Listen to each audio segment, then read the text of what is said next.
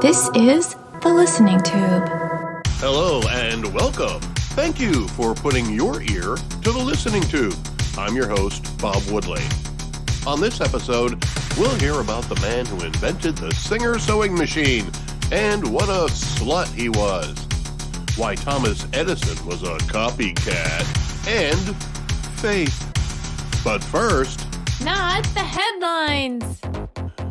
regardless of who or what you believe is responsible for all life on the planet, nature has come up with some pretty amazing things. When science can find uses for the benefits that nature provides, those benefits can be even more amazing. An engineering and technology website called IEEE.org has a story about how spiders are being used to grab things. Much like the arcade game, where you try to use a four-pronged gripper to capture and deliver a toy from the encasement, spiders of all sizes can be used to perform similar tasks. But unlike the four-pronged grabber in the arcade game, a spider has 8 legs, providing twice as many digits to surround the target object, each with microscopic hairs to enhance the skill. That's 3 more than the human hand and its fingerprints. What science has discovered is that spiders control their limbs with blood pressure, and each limb can be controlled individually. More blood pressure extends the limb, less pressure retracts it. It's why spider legs curl up when they die. There's no more blood pressure. Lab tests at Rice University discovered that the smaller the spider, the more it could pick up relative to its body weight. A tiny jumping spider can lift 200% of its body weight, while the Goliath spider can only lift about 10% of its body weight. The wolf spider has a gripping force about equal to its own weight. Obviously, we won't be seeing any spiders in the arcade game, and the article doesn't say what kinds of applications will be discovered. But if you're wondering how scientists trained spiders to pick up stuff, well, they didn't. As it turns out, you don't use a live spider, you use a dead one. Since spiders use blood pressure to control their limbs, they're hydraulic. But when they die, we can tap into the system with air, making them pneumatic. We can then control the limbs in much the same way the spider did when it was alive. This system is called necrobotics. These dead spiders can be used to grip something at least 700 times before they start to deteriorate, and ways are being looked at for how to preserve them longer. It's usually about this time in the story when it says, "No spiders were harmed in the experiments described." Well, they can't say that. But the researchers suggest there be some kind of guidelines created. As we learn more about spiders, our respect and admiration for them grows. We've been trying to imitate the talents of insects for thousands of years. The martial arts are said to be derived from insect behavior. But building things like spider legs has proven difficult because of the scale. Now, we know how to put spider legs to work for us, possibly even on a micro scale. That's pretty fascinating. Let me know when one can grab me a beer. At the same time, there's some amazing work being done at America's colleges and universities. There's also a major scam going on. And the Biden administration is helping the scam by letting establishments of higher learning off the hook by forgiving college debt. If anyone should be refunding money to college graduates who can't make enough money to pay back their loans, it should be the colleges and universities that sold them a worthless degree. Not all degrees are worthless. CNBC published a story that lists the best and worst paying college degrees 5 years after graduation. Right here is where a TV news reporter would say, "The results were eye-opening." But they're not. 9 out of the 10 best paying degrees 5 years after graduation are engineering degrees. These aren't master's degrees or doctorates, these are bachelor's degrees. Pretty much any kind of engineering degree will result in a good paying job. Notice I didn't say good paying union job like the president always does. From general engineering to industrial engineering to computer engineering, all of them average more than $60,000 a year salary. 5 years after graduation. No doctors or lawyers on that list. Wages continue to climb as you gain experience, though. They also climb as you rise through the ranks in the lowest paying college degrees. Fine arts and leisure and hospitality are the top earners of the bottom 10 at $38,000 a year 5 years after graduation. Some of the lowest paying degrees are psychology, liberal arts, social and biological sciences, language arts, and philosophy. A degree in family and consumer services will get you a little more than $15 an hour. It's no wonder some college graduates can't afford to pay for the degrees they got. But worthless degrees require worthless credits. Some of the craziest things can be studied in college for a price. You think a degree from Cornell, regardless of what kind, is valuable? They have a 1-credit class on tree climbing. Not the worthwhile kind of tree climbing, like if you do so to keep power lines clear, but the kind of tree climbing that keeps you from touching the ground if you so desire. Princeton has a class on getting dressed, although it might not be so much about how to dress, but more about how what we wear helps form who we are. It's like a cookbook that tells you how things taste without telling you how to make it.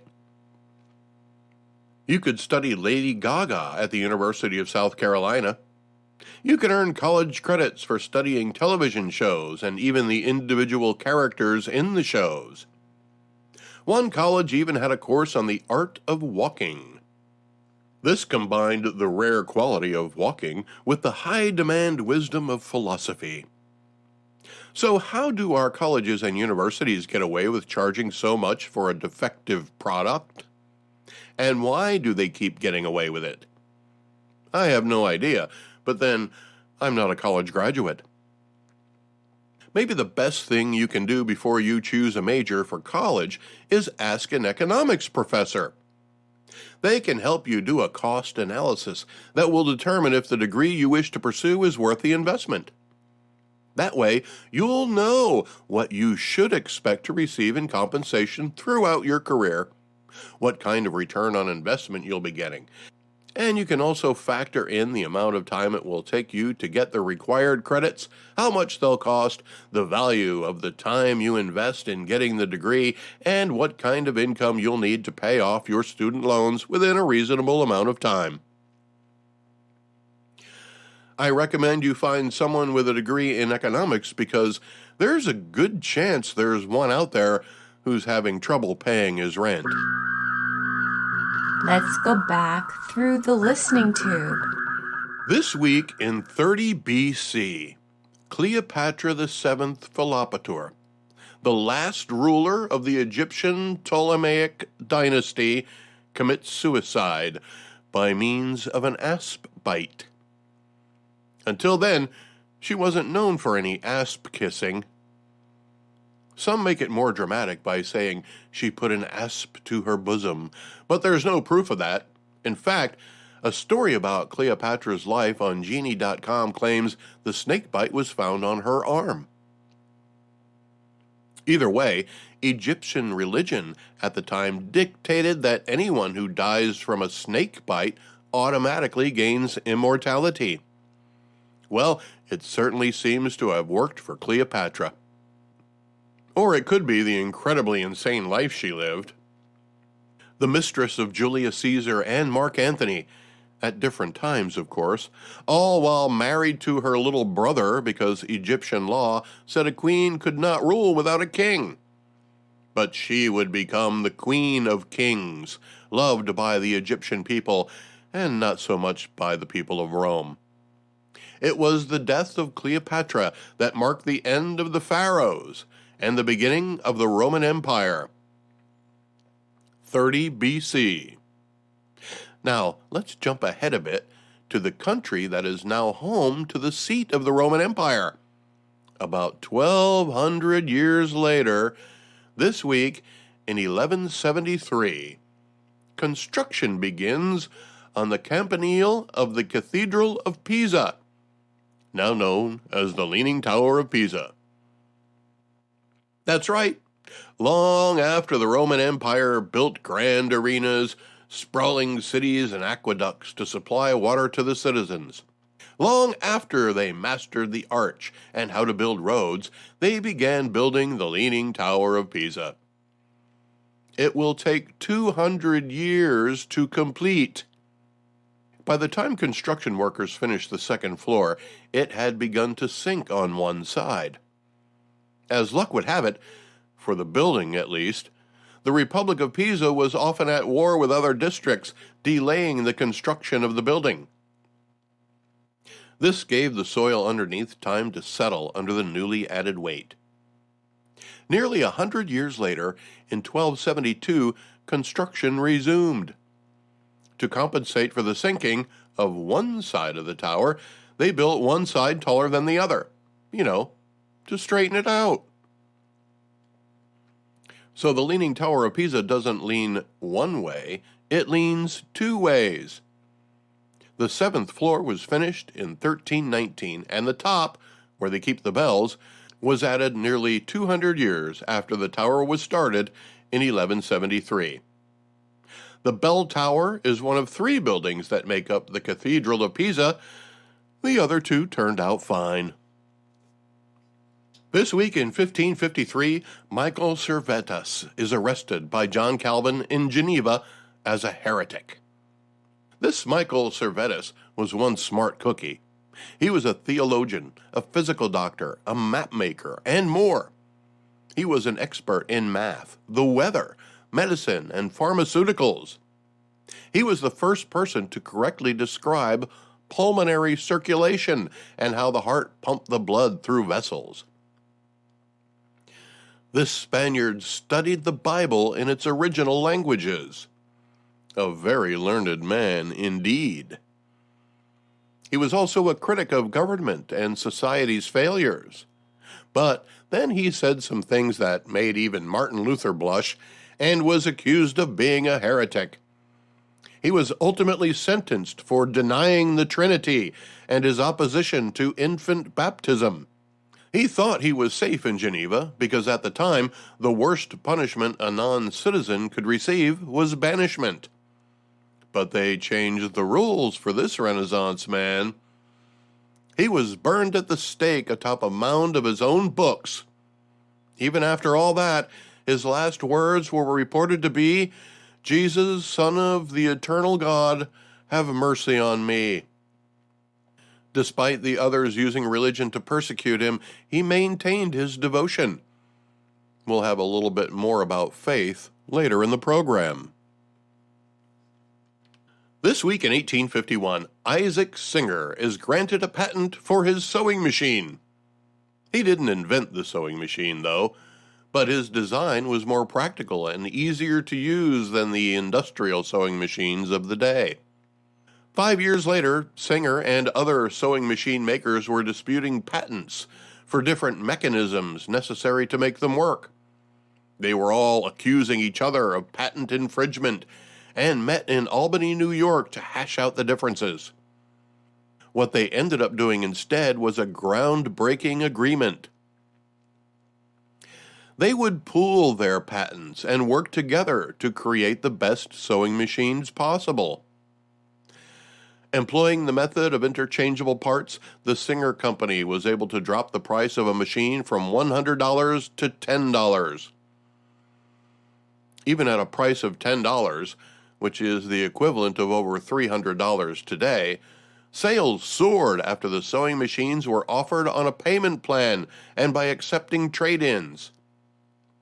the first company to offer such options. Now, people everywhere, at every social strata, wanted the ability to create their own clothing and other items at home. The Singer sewing machines opened up economic opportunities to women everywhere, many of whom joined collectives to make and sell their products. Women of wealth took lessons on how to use the machines and create new designs. Singer then expanded to Europe and built the largest sewing machine manufacturing plant in the world near Glasgow. More than 100 years after getting his patent, Singer's sewing machines spawned satellite businesses like pattern making and accessories for sewing clubs. Dressmaking became a required subject for schoolgirls. He amassed a fortune and a very large family. Singer had more than 20 children, to a wife, mistresses, and even a secret family. His financial success enabled him to support the various clans, but reflected poorly on the company. So in 1863, the L.M. Singer Company was dissolved at the request of a partner and renamed the Singer Manufacturing Company, with Mr. Singer still owning 40% of the company and a seat on the board. He died in 1875 and left his $13 million fortune to his children. This week in 1863, during the latter part of the American Civil War, following his defeat in the Battle of Gettysburg, General Robert E. Lee sends a letter of resignation to Confederate President Jefferson Davis. This wasn't the first time Robert E. Lee resigned from an army, though. Before he became a major general in the Confederate Army, he was a colonel in the United States Army. He had been offered the command of the Union Army, but the day before, his home state of Virginia seceded from the Union. He had a decision to make. He wasn't in favor of secession, but he was loyal to his Virginia. 2 days after Virginia left the Union, Lee resigned from the U.S. Army to gather Virginia men and train an army. He was also an advisor to other Confederate commanders. But when he lost the Battle of Gettysburg, he sent a letter to the Confederate president asking to be replaced. His army had lost 28,000 soldiers, a third of its total. He was able to drive Union troops out of Virginia, but they soon returned, making it clear that the Union had won the battle of attrition. It took more than a month for the letter to reach its addressee.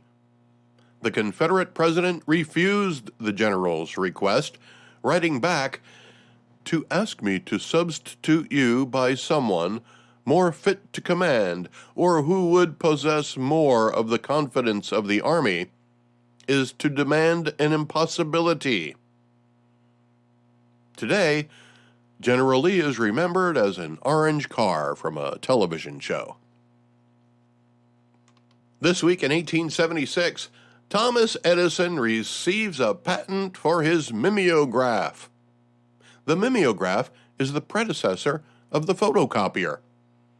It wasn't that long ago, to some of us, that photocopiers weren't widely available. Most offices and schools used a mimeograph machine to make copies of documents. Not just any document, though, as it is today. The document had to be written on a special substrate to create a stencil from which the copies could be made. Edison wasn't done, though. He also found a way to send messages through the air when 16 years later, this week in 1892, Mr. Edison receives a patent for a two-way telegraph. The listening tube will return at the speed of sound. Contact the listening tube by calling 570-601-1101 or by email thelisteningtube@outlook.com. This week in 1934, the first civilian prisoners arrive at the federal prison on Alcatraz Island. Who's the most famous prisoner of the former penal colony? Well, the guys who escaped became pretty famous, but I don't recall their names. There was a movie made about them, though. And another inmate of Alcatraz had a movie made about him, too. Robert Stroud was immortalized as the Birdman of Alcatraz. Alcatraz was just one of his stops in the prison system. Stroud spent practically his whole life in prison. From age 19 until his death in 1963, he was a guest of the government. He was a pimp and a murderer. After killing a prison guard, he was sentenced to death, but the sentence was commuted to life in solitary confinement. He was serving a sentence in Leavenworth Prison when he discovered a nest of sparrows in the yard. A reform-minded warden encouraged his interest in the birds, and he soon had a collection. He wrote books and found cures for avian diseases. He built a business inside the walls of Leavenworth Penitentiary. He got respect and sympathy. He spent 22 years at Leavenworth, and as anyone who lives there now will tell you, he didn't do a lick of work with birds at Alcatraz. He was transferred to Alcatraz in 1942 after it was discovered that he was using his lab equipment, which he was so generously allowed to have, to make alcohol. He spent 17 years at Alcatraz without any birds or alcohol-making equipment. The movie title came from a book by Thomas E. Gaddis that also incorrectly depicted Alcatraz as the place Stroud did his research. This week in 1942, actress Hedy Lamarr and composer George Antheil received a patent for a frequency-hopping spread-spectrum communication system that later became the basis for modern technologies in wireless telephones and Wi-Fi. So it took us 80 years to go from that to where we are today. Doesn't seem so impressive when you compare it to the time it took to go from first flight to moon landing, which was a mere 65 years. Speaking of 65, this week in 1965, Singapore is expelled from Malaysia and becomes the first and only country to date to gain independence unwillingly. What started out as a British territory for shipping ended up becoming a thriving area with a growing population and economy. It became an official British colony after a brief occupation by Japan during World War II. In 1962, Singapore citizens voted to become one of the 14 states that made up Malaysia. After 144 years of British rule, Singapore found a new alliance. Things didn't go well, though. There were major disagreements between the leaders of the other states and those of Singapore. Political, racial, and economic tensions resulted in Singapore being expelled from Malaysia. Americans fought for independence. Canadians waited it out and was the first country to gain independence in a peaceful way. But it was forced upon Singapore. It's an island with little natural resources. The people of Singapore weren't happy about the expulsion, but it was still on an important trade route. The leaders of Singapore worked with the tools they had. They created a government that would serve the people whether they liked it or not. Singapore became a modern, prosperous place and still is today. But before you decide to move there, here's a couple things you might want to know. Rules are strictly enforced. There are laws there that may surprise you. Connecting to another person's Wi-Fi is a $10,000 fine. Feeding pigeons will cost you $500. There's more, according to a website dedicated to Asian travel called FocusAsiaTravel.com. If you don't flush the toilet in a public restroom, you'll get fined $150. And elevators have urine detection devices that will lock you in the elevator until police arrive if you have to relieve yourself in such a way. If you're a smoker, don't bring your own cigarettes. You're only allowed to smoke cigarettes in your own home. If you don't have a home there, don't bother bringing them. And don't litter. Just like in many American cities, it's a $300 fine. But unlike many American cities, it's enforced. Get caught 3 times, and you have to clean the streets with a bib on that tells everyone that you don't care about the environment. Contrary to popular belief, you are allowed to chew gum in Singapore, but you're not allowed to sell it. If you get caught bringing it into the country, you face 2 years in jail or a $100,000 fine. But you're allowed to chew it. Don't spit it out, though, because any kind of spitting is forbidden, even your own saliva. Spitting in public will get you a $1,000 fine. If you find all of these laws acceptable, here's one that might make you shake your head. In Singapore, you're not allowed to walk around in your own house while naked. Granted, most people don't spend a lot of time walking around the house naked anyway, maybe from the bedroom to the bathroom for a shower. Otherwise, we're almost always dressed, especially if you have a security camera system installed inside your home. You never know who might be hacking into your system, so you best keep your clothes on while wandering around the house. But in Singapore, if a neighbor sees you walking around your house naked, you can be fined up to $1,000 for not having clothes on in your own home. The result of these strict laws has been a nation that enjoys a very low crime rate, economic stability, and social order. Education and healthcare standards are also very high. Americans put a lot of value on freedom. I get that. I don't want to become another Singapore. But it's interesting to think about what we might be giving up in exchange for a perceived freedom. Yes, I know, those who give up freedom for security deserve neither, but sometimes a freedom can be detrimental to society. The recent case of Alex Jones, the mouthpiece of InfoWars, might be a good example.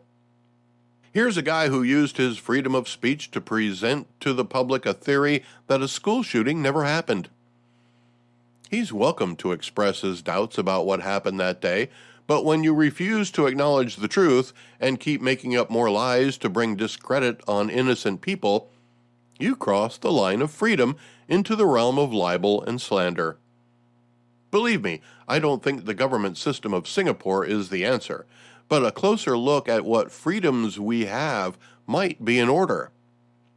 There's a lot of vagueness when it comes to freedom, and maybe a clearer definition of it is in order.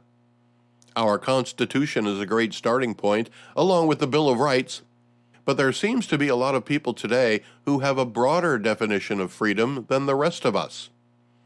Just as we need a clearer definition of when we're eligible for rights as a citizen, we also need a clearer definition of what our freedoms are. This week in 1969, the Apollo 11 astronauts are released from a 3-week quarantine to enjoy a ticker tape parade in New York. That evening, at a state dinner in Los Angeles, they are awarded the Presidential Medal of Freedom by President Richard Nixon. Oh, great. We fly all the way to the moon and back, then you keep us locked up for 3 weeks, and the first thing you make us do is fly to New York and then fly to Los Angeles. In an airplane. Thanks. This week in 1981, the IBM personal computer is released. I wrote this podcast on a personal computer. I also used a personal computer to record it and edit it. If it wasn't for the personal computer, well, whatever. It's no big deal now. This week in 1984, we begin the bombing in 5 minutes. President Ronald Reagan, while running for re-election, jokes while preparing to make his weekly Saturday address on National Public Radio. Said something he thought was funny. He was often cracking jokes and creating outtakes during his career as an actor, governor, and president. This week's address was no different, except that it was being recorded at his ranch in California. That's what made this one special. Radio stations around the country were already recording the live feed during the sound check, prior to the official speech, when President Reagan said, "My fellow Americans, I'm pleased to tell you today that I've signed legislation that will outlaw Russia forever. We begin bombing in 5 minutes." Classic Ronald Reagan. What most of us didn't know at the time was that 2 years earlier, the White House Correspondents Association, the same organization that hosts the big banquet every year, had agreed to not publish any unprepared, off-the-record remarks made by the president after he was quoted as referring to the military government of Poland as a bunch of no-good, lousy bums. So Reagan felt comfortable enough to joke around without worrying that the media would expose his sense of humor in a way that might harm diplomatic relations. Well, rumors about the remarks started to circulate, and it was quickly published. Moscow wasn't real happy about it, but there wasn't any real harm done in the long run. It didn't even prevent President Reagan from defeating Walter Mondale for a second term in office. He was my commander-in-chief, as I was serving in the Air Force at the time. In fact, I had just seen his motorcade snake down Marine Drive, the main drag in Guam, in April, from the window of a Japanese restaurant where I was eating sashimi. He must have been on his way from the airport to the governor's house. So 4 months later, hearing what he said, and being stationed on the only strategic air command base outside the continental United States, there was some initial concern. After all, if B-52s were going to fly, they were going to fly out of Guam. Even after Reagan's remarks, the only flying the B-52s did was for practice and using fuel before the next fiscal year began. This week in 1994, Major League Baseball players go on strike. This will force the cancellation of the 1994 World Series. This worked out great for me. I know a lot of baseball fans were upset that the players went on strike and the World Series was canceled, but my family and I had just moved to Leavenworth, Kansas. I had only been to one Major League game at Dodger Stadium in Los Angeles. After the strike, the baseball teams were doing everything they could to get fans back in the seats. All your diehard fans were boycotting the stadiums because of the strike the previous year, and Major League Baseball was desperate for fan participation. Because of that, the Kansas City Royals were charging only $5 a head to get into Kauffman Stadium. I asked my wife at the time, the late Camille Leanne Danielson, if she wanted to go. Not at first. It was a tough sell. When I told her there would be fireworks after the game, she agreed. A Major League Baseball game and fireworks for $10? Let's do it. It was definitely worth the money. We saw a grand slam and a triple play in that game, and fireworks after. My current wife and I have been to a lot of Major League Baseball games since then, but that was the only one I got to spend with Camille. And here's some unfinished business. I promised we'd talk a little bit more about faith later in the program, so now it's later in the program. There are a lot of different kinds of faith in the world, even those associated with only religion. There are other kinds of faith too. Faith that you'll get that dream job, or that your husband will take out the trash. But religious faiths lead to something more. And I'm not talking about the afterlife. I'm talking about this life. Just like there are many different kinds of faith, there are many different kinds of discipline. There's the kind of discipline it takes to make your bed in the morning.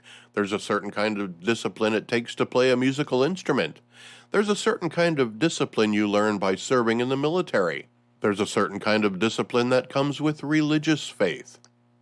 It's not the discipline of habit or practice or following orders. It's the discipline of treating people with respect and being kind and honest. I'm not saying agnostic people can't be kind and honest. What I'm saying is that people who believe in the soul also believe they have a responsibility to give that soul a leg up in the journey that follows, if there is one. But that's where the difference between faith and religion appears. Religion is the specific way you practice a faith. One can have a belief in God, or multiple gods, or no God at all, yet still have faith that they have a soul that will carry on their true essence, their being. Faith makes us be good to other people. Faith encourages us to have empathy, which in itself is a discipline. It's a discipline you can learn, just like playing the tuba or following orders, or, once you get out of the military, follow a recipe. There are a lot of different kinds of disciplines, and I've found that the more of them you have, the better your life will be. Self-discipline is required for all of them, but that's the foundation on which you build the rest. The discipline it takes to learn how to play an instrument can result in beautiful music. The discipline it takes to save money can result in a new home. The discipline it takes to wash the dishes can result in a clean-smelling kitchen. The discipline it takes to protect your soul can result in you being a really nice person. When it comes to the type of discipline that comes with faith, the more you have, the better life will be for those around you. Faith is a powerful thing because it's something we believe in. Discipline is a powerful thing because it's something we can learn and practice. When they come together, we all benefit in this life and maybe even the next. I hope that doesn't make me a heretic. Yes, I gotta have faith. I gotta have faith. Because I gotta have faith. I gotta have faith. The Listening Tube is written and produced by yours truly. Copyright 2022. Thank you for putting your ear to the Listening Tube.